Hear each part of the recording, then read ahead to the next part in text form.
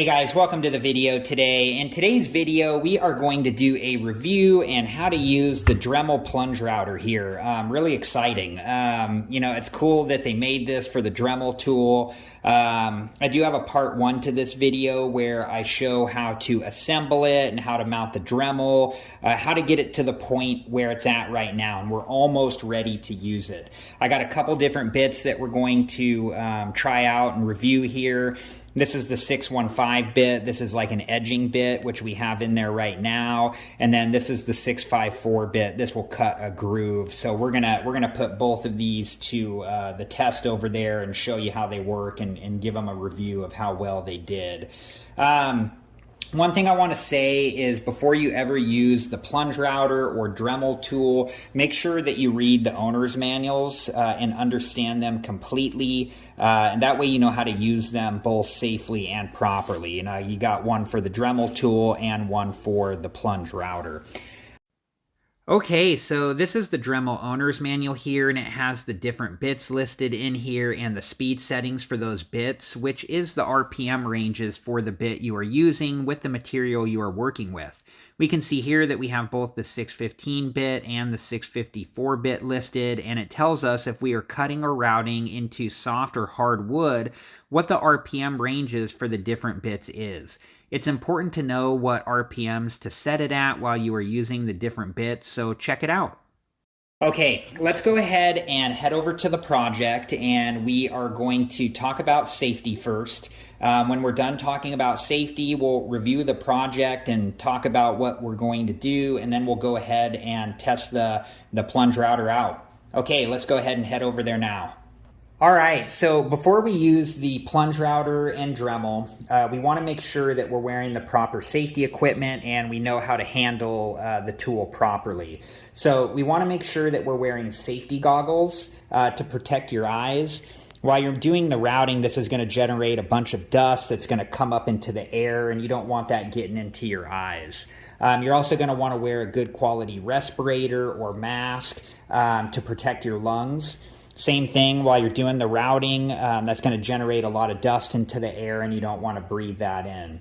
This tool can get incredibly loud, so you want to make sure that you wear a pair of earplugs to protect your hearing.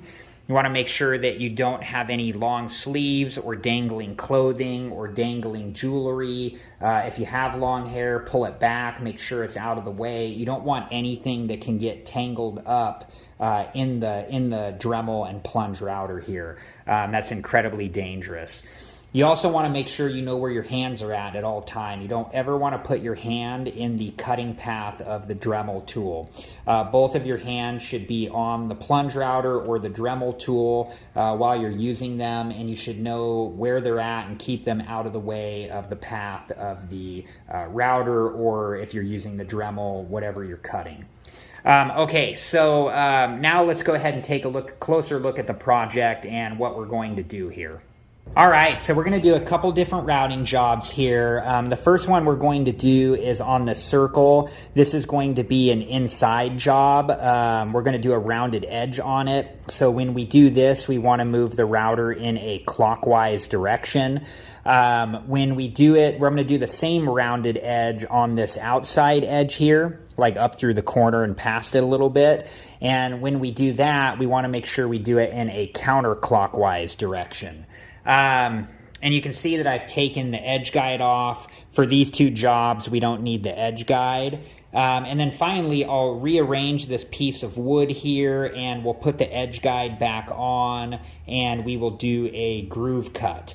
So let me go ahead and get on my safety equipment, and I'll be back, and we'll go ahead and work on the first routing job. All right, guys, I just wanted to show you the bit that we're going to be using so you could get a better look at it. And then you get it to, before you start, you get it to the proper depth that you want it. And you do that just by twirling the handle, and the plunge router can go up and down. So you set it to the desired depth there, like so, and now it is ready to use.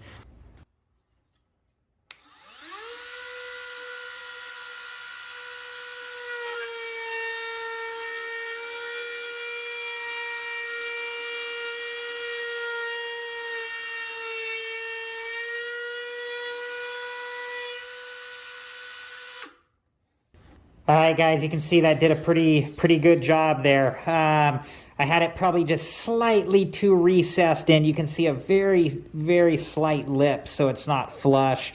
Let's go ahead and see if we can correct that on this.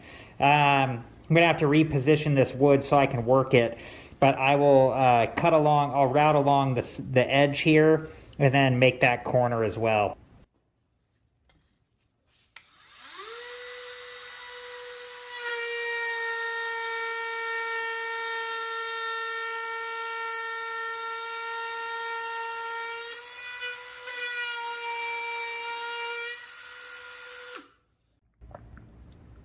All right, guys, you can see there it's a pretty smooth job, just an ever so slightly lip right there. But then you can see over when it made the corner here, there's nothing. It's just completely smooth. So this is a pretty nice bit, does a pretty good job, you know, and was pretty easy to use. Let's go ahead and readjust the wood, and we will cut our groove now with the new bit. All right, guys, we have the new bit installed. We're gonna cut our groove. We're just gonna go left to right, have the edge cutter reinstalled. So we're just gonna, you know, start off over on the left side, and then we're just gonna work all the way across. Let me get the camera set up here so I can do the work, but you guys can also check it out while I do it.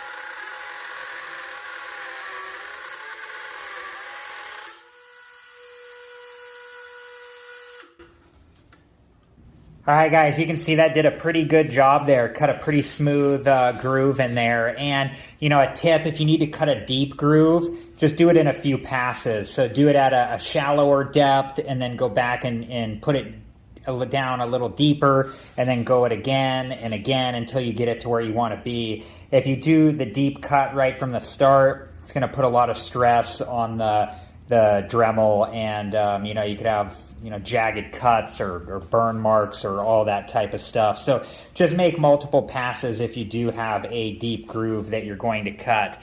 Okay, the last thing we're going to look at is the circle attachment. Okay, this is the circle guide here, and this is a cool little attachment. The way that this works is they give you the finishing nail, and you just tap it into place. So then the nail acts as a guide as you make your cut and creates your perfect circle. We're not going to do this on this wood because I use this as a workbench, but that's how it works. And you can adjust the guide, you know, as much as you need to, you know, get the size of circle that you're looking for. So I hope you guys enjoyed this video. I hope you learned something from it. Please like, subscribe, and comment. I appreciate you guys, and I hope to see you guys in the next video. Have a good one. Thank you guys for watching. Please like, subscribe, and comment. And if you have the time, check out these other great videos.